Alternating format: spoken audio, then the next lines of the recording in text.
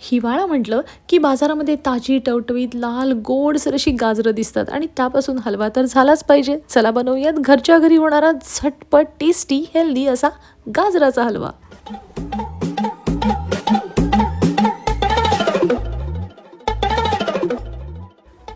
हिवाळा म्हटलं ना की हा पदार्थ घरी झालाच पाहिजे. आई आजी तर दरवर्षी करायच्याच, त्यामुळे हा पदार्थ अगदी मॅन्डेटरी आहे.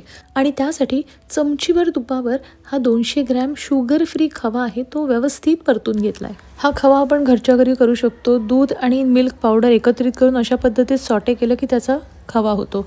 200 ग्रॅमच्या आसपास खवा घेतलेला आहे. त्यानंतर आपल्याला आवडतील असे ड्रायफ्रूट, मी काजू आणि बदाम घेतले. तुम्हाला बेदाणे आणि इतर काही घ्यायचं असेल तर ते सुद्धा असं तुपावरती थोडंसं सॉटे करून घ्यायचं. आणि आजकाल ना गाजर हलवा म्हटलं की त्याच्यात इनोव्हेशन आणि झटपटच्या नावाखाली तो कुकरमध्ये वगैरे शिजवून केलेला दाखवतात, पण त्यामुळे त्याचं टेक्स्चर जे ते पावभाजीसारखं दिसतं ते पचपचित होतो थोडा. आणि त्यासोबतच जे जाड गाजर असतात त्याच्या आतला सफेद गर हा बऱ्याचदा कडवट असतो, त्यामुळे तो काढून टाकायचा आणि गाजर खिसूनच त्याचा हलवा करायला हवा.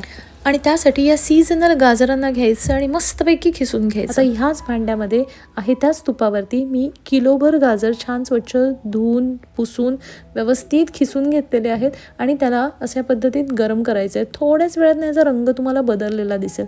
आणि एकदा का हा रंग आला की याच्यामध्ये वाटीभर दूध घालायचं आहे. छानपैकी साईसहित दूध घातलं तरीही चालेल आणि ते छानपैकी व्यवस्थित शिजू द्यायचं आहे. त्यासाठी त्याच्यावरती झाकण ठेवायचं आहे आणि ह्याला एक 5-10 मिनटासाठी शिजू द्यायचं आहे. तुम्हाला लगेच कळतं की हे जे गाजर आहेत ना ह्याचे हे दाणे आहेत ते छानपैकी फुलायला लागले. ते दूध त्यांनी छान सोक करून घेतलेलं आहे, अब्झॉर्ब केलेलं आहे आणि सगळं दूध गायब झालं आहे बघा. आता ह्यावेळी ह्याच्यामध्ये टाकायची आहे 200 ग्रॅम साखर आणि ही व्यवस्थितपणे त्यात एकजीव होऊ द्यायची आहे.